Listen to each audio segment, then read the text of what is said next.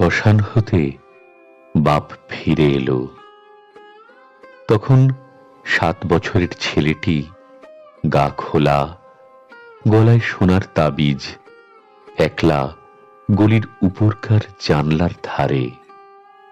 কি ভাবছে তা সে আপনি জানে না। সকালের রৌদ্র সামনের বাড়ির নিম গাছটির আগডালে দেখা দিয়েছে। কাঁচা আমওয়ালা গলির মধ্যে এসে হাঁক দিয়ে দিয়ে ফিরে গেল। বাবা এসে খোকাকে কোলে নিলে। খোকা জিজ্ঞাসা করলে, মা কোথায়? বাবা উপরের দিকে মাথা তুলে বললে, স্বর্গে।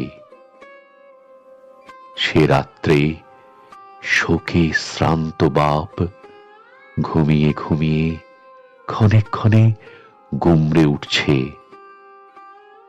দুয়ারে লণ্ঠনের মিটমিটে আলো, দেয়ালের গায়ে একজোড়া টিকটিকি, সামনে খোলা ছাদ। কখন খোকা সেইখানে এসে দাঁড়ালো।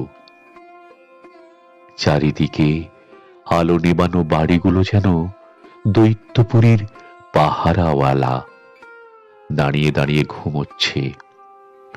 উলঙ্গ গায়ে খোকা আকাশের দিকে তাকিয়ে তার দিশাহারা মন কাকে জিজ্ঞাসা করছে, কোথায় স্বর্গের রাস্তা?